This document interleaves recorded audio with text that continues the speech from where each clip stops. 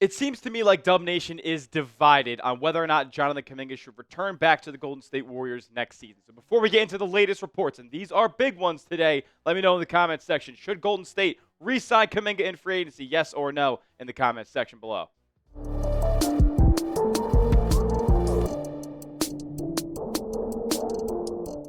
What's going on, Dub Nation? You're watching Warriors Today by Chat Sports. I am your host, Tyler Smith, and we have a major report surrounding Jonathan Kuminga's free agency saga and what could materialize into a potential trade this offseason, as all reports have signaled that it's the most likely outcome that Kuminga re-signs with Golden State. But NBA insider Jake Fischer has given us a little bit of an update as to where we stand right now with JK. Before we get into the new quote about a new team being interested in trading for Kuminga, let's set the stage a little bit with what he told us previously. He said that Jonathan Kuminga and Aaron Turner, his agent, have met with Golden State representatives and officials at Vegas Summer League early on. So this is this is the last week that this happened. And that is, kind of troubling that we really haven't made much progress up to this point. And likely it's because that Jonathan Kuminga is looking for a fat payday. $25 million a year in average annual salary. And what's super funny to me now is the fact that Jonathan Kuminga turned down $25 million a year before last season started, and now he's looking for it after not really increasing his value over the 24-25 campaign. The Warriors, on the other hand, on the flip side, are also kind of being stubborn themselves. They want a first-round pick in any sign-and-trade package. I'm not so sure that I would be willing to give away a first-round pick if I was a rival NBA team for Kuminga. It just doesn't show me enough to this point. You're really banking on potential there, and I'm not so sure I'd be willing to deal away definitely an unprotected first at this point. Now, the teams that have been interested so far in a Kuminga trade, at least most closely linked, are the Sacramento Kings, the Chicago Bulls, and the Miami Heat. Now, the Miami Heat, they go out and trade for Norman Powell, so you can kind of take them out of the running. The Bulls, they come and make a couple of moves themselves that kind of clog things up for Kuminga, talking like drafting Noah Senge and trading for Isaac Okoro. Like, not much room for Kuminga to blossom and thrive in Chicago either. So those, all that interest is quieted down. Sacramento, that's the only team that we've heard has really realistically made a trade offer to this point of Devin Carter, Dario Saric, former Warrior, and 2 second-round picks. And the Warriors said that was a buy low offer. Now we get to today, and a new team is interested in making a Jonathan Kuminga trade per Fischer. Now, before we get into that big quote, this is why you subscribe to the channel, because these Jake Fischer quotes do not come for free. They are behind a paywall over at the Stein Line Substack. That's $10 a month. Here at Warriors Today, we bring you those tidbits 100% free. All year long, Warriors offseason content, and into next season, we'll be following the chronicles of Steph, Jimmy, Draymond, and folks as well. So this is 100% free Warriors content all year long. Go down below and hit that big red subscribe button for free Warriors content every single day. All right, let's get into it. The new team that is interested in the Jonathan Kuminga sweepstakes, or lack thereof, is the Phoenix Suns. He says sources say Phoenix, meanwhile, is the latest team to express exploratory interest in a Kuminga sign and trade, challenging as it would be for the Suns to make such a deal happen. Fresh off completing a buyout with Bradley Beal this week, enabling the Suns to waive and stretch the hefty contract possessed by the three-time NBA All-Star guard, they have contacted both Kuminga's representation and the Warriors to make their fondness of the bouncy swingman known. The Suns, to be clear, do not appear to possess the sort of draft capital or players that Golden State is believed to be seeking in exchange for Kuminga, yet he certainly did come up in trade talks between the teams during the season. If we all remember back to the Kevin Durant trade saga right before the deadline, Golden State obviously went and made the deal for Butler instead because Durant kind of said no to it all going down. And, when I read this, off the rip, the most important kind of piece of that quote is the last part of it, talking about the fact that Phoenix doesn't really have the assets that would really entice Golden State to make a deal at this point. So I don't really think a straight-up Golden State and Phoenix one-for-one trade is all that likely at this point. If you look at what the Suns have on their books right now, there isn't a ton that I'm in love with, especially when you consider what Phoenix would be willing to give away out of this crop. You got Royce O'Neal, nice 3-and-D wing, $10 million, and he probably would be the highlight of any trade package at this point if they're going to give Kuminga something in the realm of $20 million or more annually. Mark Williams, I would love in Golden State, absolutely would adore him to be the Dub starting center next season. Make $6.2 million, but they just traded for him on draft night. Don't think they're looking to move off of him at this point, pairing him up with Kama Malawach, and Nick Richards they have on the books as well as that third center. They probably would be willing to deal with him or deal him to Golden State in a Kuminga sign and trade. He makes $5.6 million, though. You probably would have to get a little bit more salary back to Golden State in order to make a deal work. Ryan Dunn, their first-round pick from last year, I highly doubt that they want to get rid of Ryan Dunn. He already possesses elite defensive traits, and he's getting better on the offensive end. We're seeing him dominate in Summer League right now. Oso Ighodaro was a Warriors draft target I had in the second round last season. He's shown flashes as well. Makes about $2 million. He's just a name I threw out there as a young, worth taking a flyer on type of talent there. Good vision. And Mini Shengun, my producer Jeremy likes to say. I won't go that far, but he's a nice talent. I think he's going to play for a while. I would like getting him back in any deal, but again, doesn't really entice me too much to make a deal with Phoenix. Plus, they have no draft capital whatsoever. This is one of the worst positioned teams as far as their future assets go. They don't have any tradable first. I was looking through, they're all their future draft capital, and everything is either a swap or they're just straight up giving away. And I looked all the way down the line, and 2032, I believe, is the next time they have an unprotected tradable first-round pick. So they don't have a ton of firepower in order to make a deal happen.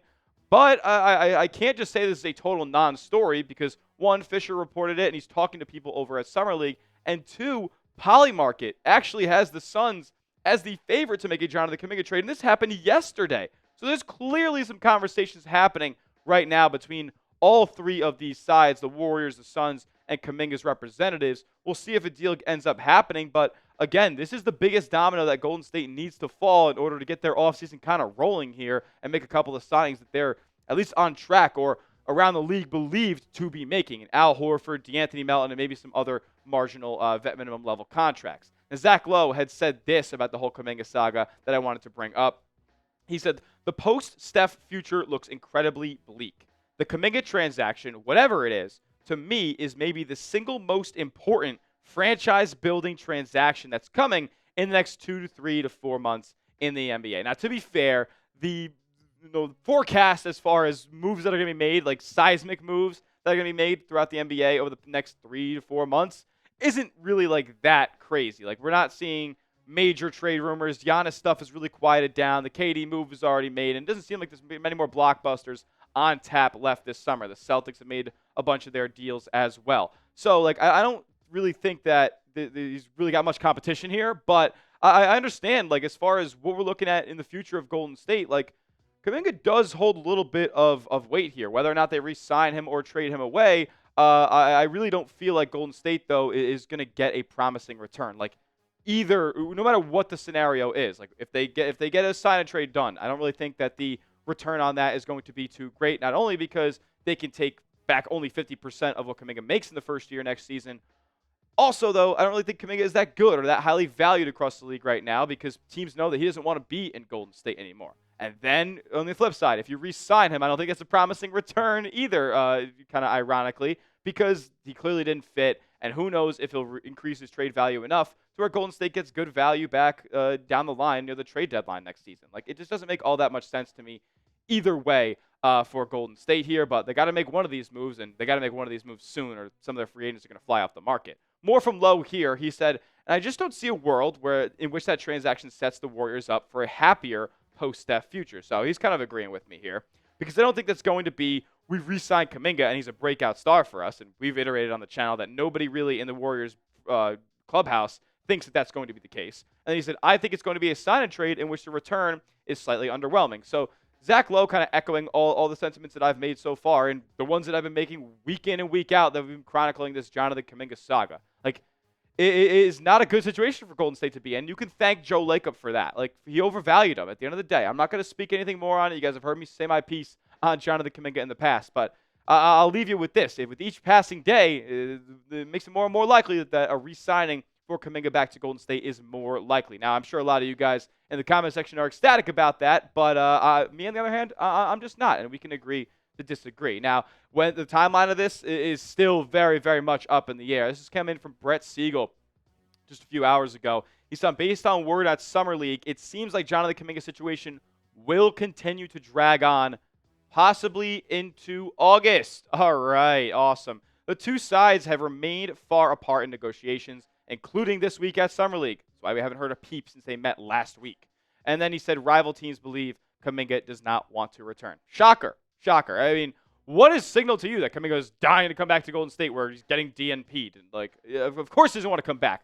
And that makes automatically the value that Golden State's going to get back in a trade lower for Jonathan Kuminga. Look, no matter what the decision is, whether you sign and trade him away or you re-sign him, if you're looking at this from like the Zach Lowe lens and you're talking about this like as if it's a franchise building decision, I mean, you're going to be disappointed because the return for the sign and trade is not going to be good, and if he comes back, he's never going to be an all-star for the Golden State Warriors. I'll tell you that, guys, that right now. And if you think I'm wrong in the comment section, I just want you to apologize when he's off of Golden State's team. Like, he will never be an all-star with the Golden State Warriors. He doesn't fit. He doesn't buy in, and that's just the reality of the situation. So you're going to be disappointed if you think that this Jonathan Kuminga move is going to seismically shift Golden State.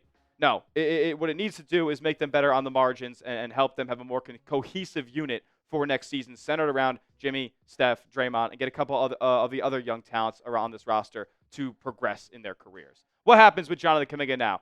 I asked you at the top of today's show, what do we think, or what would you do? Would you re-sign him or not? Now, predict it for me. What happens with Jonathan Kuminga? Does he get re-signed, or does a sign and trade come to fruition this offseason? Let me know what you guys think. I want to hear from Dub Nation what they think ends up happening with JK.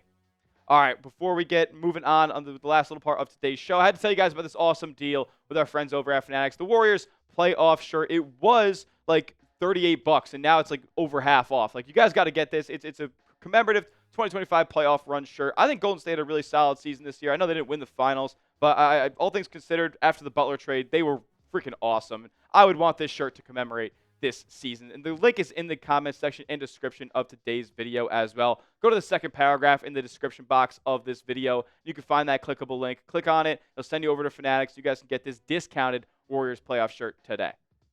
All right, before we get out of here, the Warriors announced their preseason schedule. I just saw this come across the timeline, and I was like, you know what? I'll share it with the fine folks of Warriors today. And there's not much diversity when it comes to the preseason, and naturally they want to keep teams more geographically centered, and you don't want guys traveling too far from meaningless exhibition games. Now, the Warriors will open up the preseason on October 5th against the Los Angeles Lakers, 5:30 Pacific, October 8th against the Portland Trail Blazers, 7 Pacific, the 12th against the Lakers again at 6:30 Pacific. All three of those games are in the Chase Center. Then they travel up to Portland for a 7 o'clock Pacific game on the 14th. And they close things out of the preseason against the Clippers back at home at 7 o'clock Pacific on October 17th. Now, look, I know the preseason is not very exciting, but what this means is that we're one step closer to the Warriors' regular season schedule being announced. And I'm dying for NBA hoops to be back. If you want Warriors basketball to return, go down below and hit that thumbs up icon. Like today's video. Show your pride that you're missing the Warriors right now because we're about as far away from the NBA season as possible. That will do it for today's edition of Warriors Today by Chat Sports. Lock us in and hit that subscribe button for free, informative, entertaining Warriors content all off season long. We'll see you guys all in the next one. And as always, let's go Dubs.